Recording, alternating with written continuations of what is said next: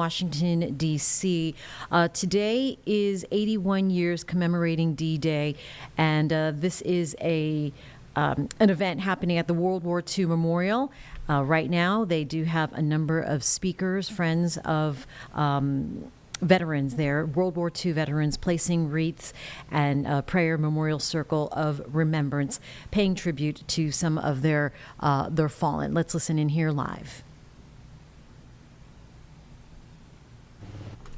On behalf of the National Park Service, thank you for being here today to reflect and honor their legacy. Thank you very much.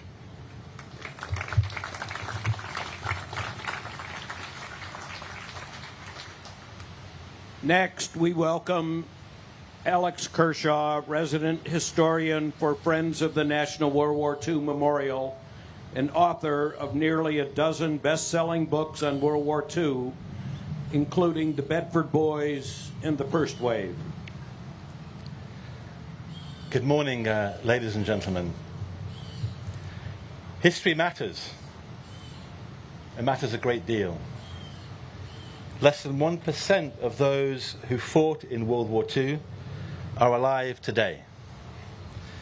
So it's especially gratifying for me and for everybody else here to see our World War II veterans, our righteous warriors, here with us on this very special day. It's also wonderful to see Mr. Secretary here today. Your presence means a lot. And for me in particular, as a Limey, it's wonderful to see the representatives of our dear friends, representatives of the most important, impactful alliance in human history. Thank you for being here today. 81 years ago this morning, Allied forces landed on 5 beaches in Normandy. By now, as we sit here, almost 900 Americans are dead on one beach, Omaha Beach. Almost 300 Canadians, most of them volunteers, lie dead on another beach, Juno Beach.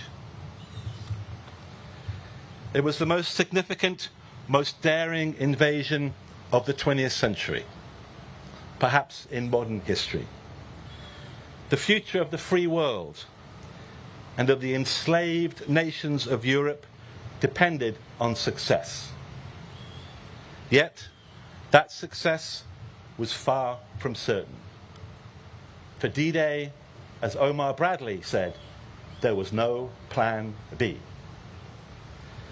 The American who issued the final order, "Let's go," Dwight Eisenhower, understood more than perhaps anyone how risky D-Day would be.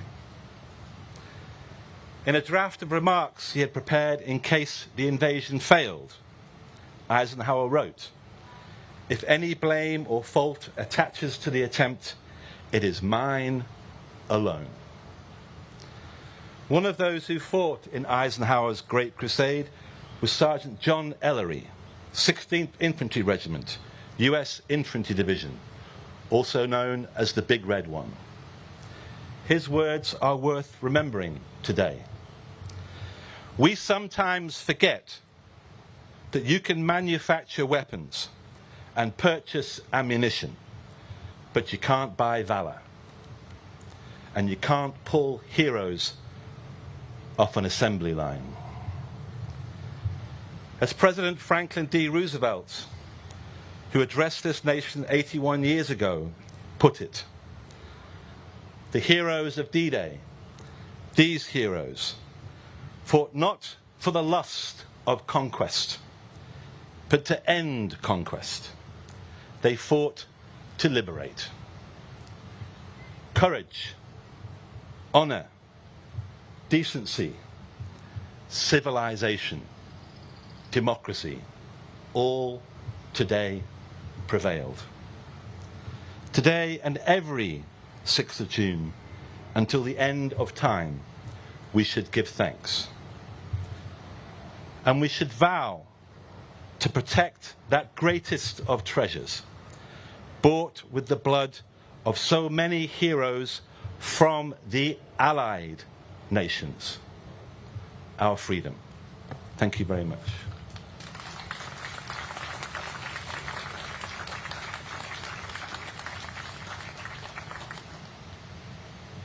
Please enjoy a musical tribute in honor of our World War II veterans by the United States Army Brass Quintet.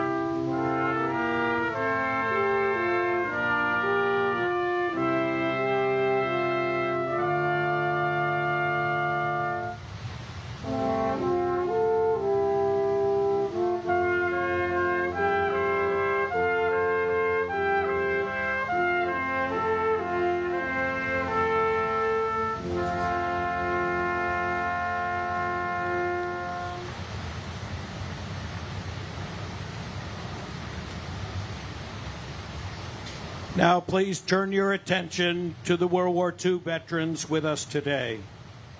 We are deeply honored to welcome these living witnesses to history, each a great patriot and the embodiment of the greatest generation. Gentlemen, please wave as your name is called. Frank Cohn. Colonel Frank Cohn was born in 1925 in Breslau, Germany, now Wrocław, Poland, and came to the United States with his family in 1938, fleeing Nazi persecution. He was drafted into the United States Army and served in the Battle of the Bulge, the Rhineland and Central Europe campaigns, eventually meeting Russian forces at the Elbe River. After the war, he was assigned as Sergeant of the Guard for high-ranking Nazi prisoners who would later be tried in the Second Nuremberg trial. Colonel Cohn went on to serve for 35 years in the United States Army, with tours in Korea and Vietnam. Let us honor Colonel Frank Cohn.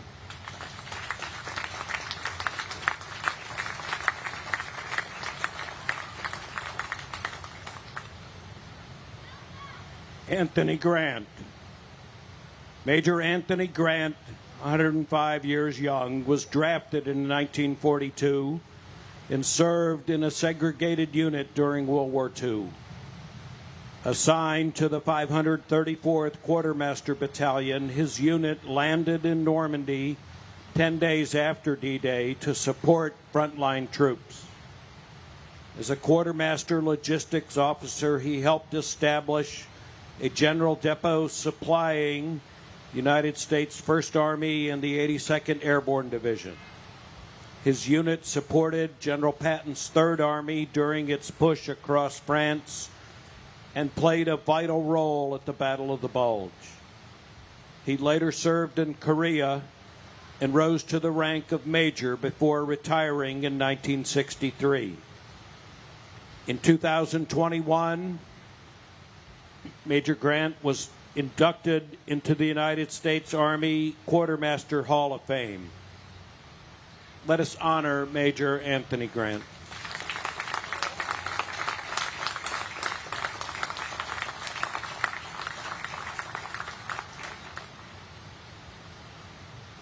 Harry Miller. At just 16 years of age, Mr. Harry Miller fought in the Battle of the Bulge with the 740th Tank Battalion, attached to the 82nd Airborne Division. He went on to serve in Korea and Vietnam, retiring in 1966 as a senior master sergeant in the United States Air Force. Today, he spends hours at this memorial sharing stories of service and sacrifice with visitors from around the world. Let us honor Harry Miller.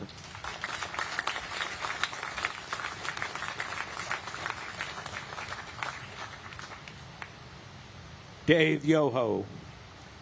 Mr. Dave Yoho joined the United States Maritime Service in 1944.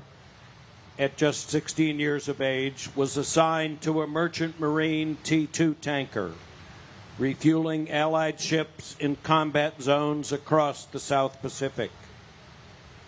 The war ended in August 1945, just 4 days before his 17th birthday. Since then, he has spoken around the world on behalf of veterans and received the Congressional Gold Medal. Mr. Yoho built a successful business career and now serves as a consultant to leading U.S. companies. Let us honor Dave Yoho.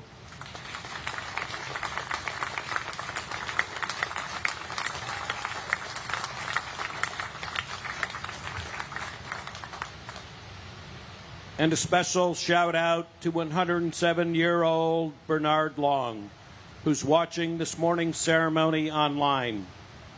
Mr. Long served with the 660th Engineers, landed on the Normandy beaches after D-Day, and spent several months in Europe supporting the Allied advance.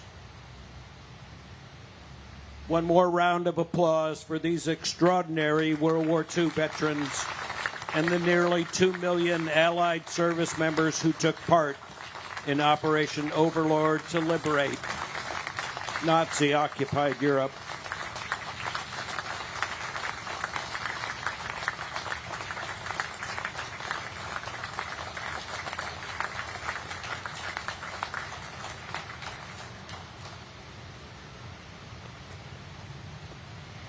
We now begin the wreath presentations in memory of those who served and sacrificed.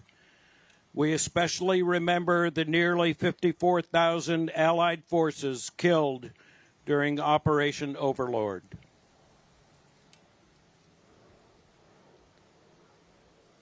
Representing the United States of America, World War II veterans Colonel Frank Cohn, Major Anthony Grant, Mr. Harry Miller, and Mr. Dave Yoho, accompanied by Secretary of the Navy, the Honorable John Phelan.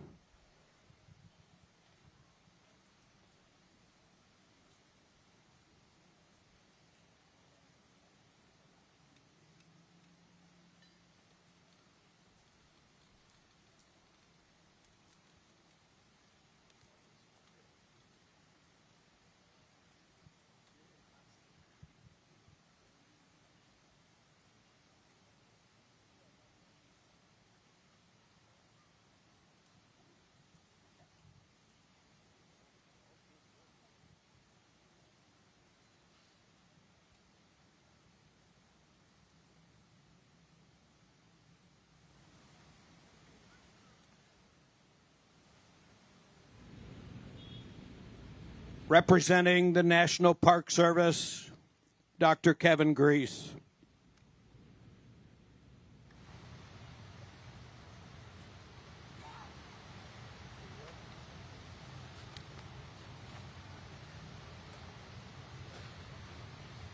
Representing Friends of the National World War II Memorial are Jane Dropa and Alex Kershaw.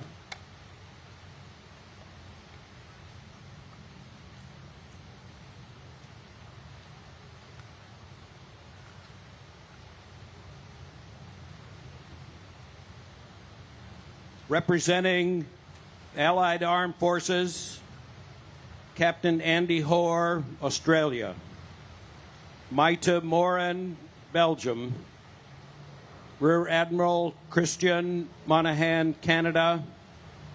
Sergeant Major Natalie Poser, Canada.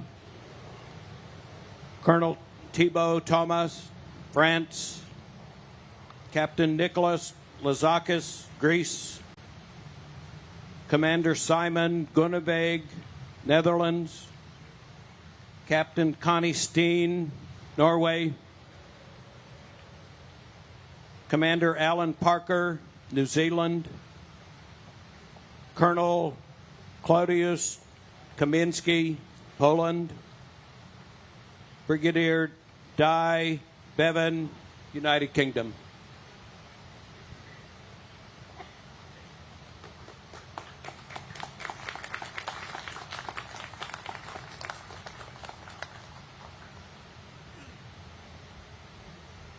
Representing a grateful nation in memory of the more than 225,000 Allied service members who were killed, wounded, or went missing during Operation Overlord, including 9,000 Allied troops killed or wounded on D-Day, our chaplain, Will Horton, Miss Carol Bodner and Linda Frank, daughters of D-Day veteran, the late Herman Sychek.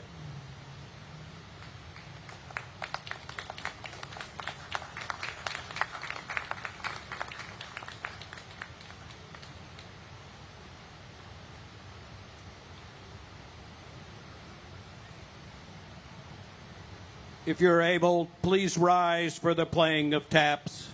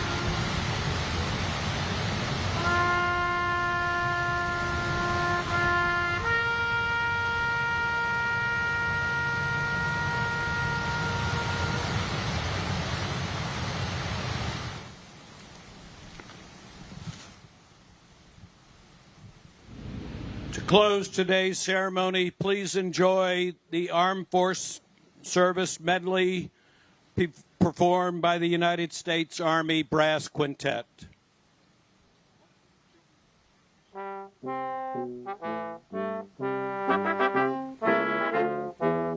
The Merchant Marine.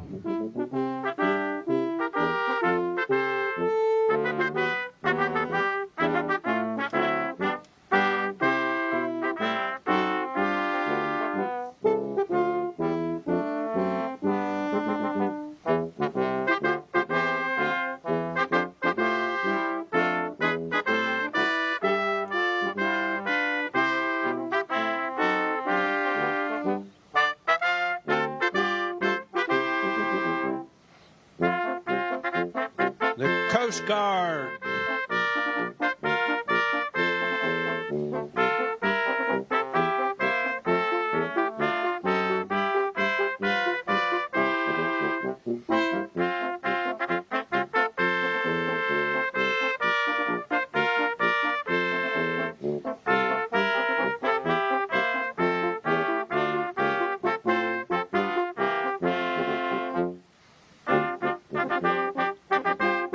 Space Force.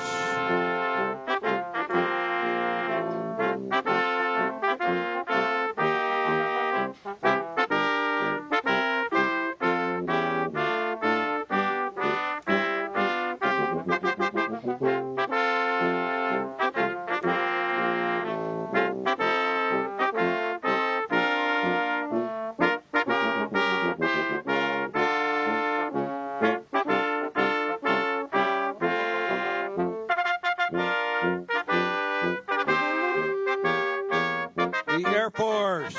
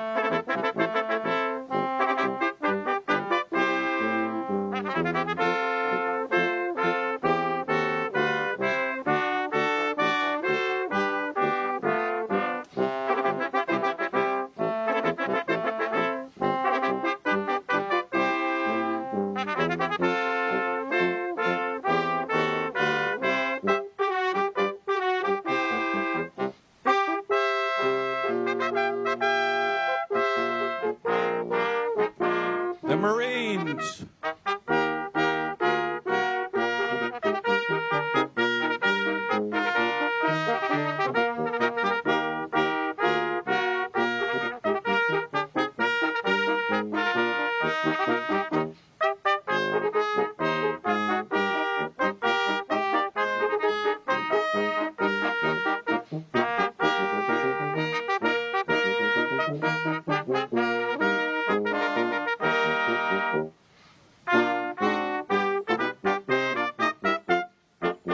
the Army,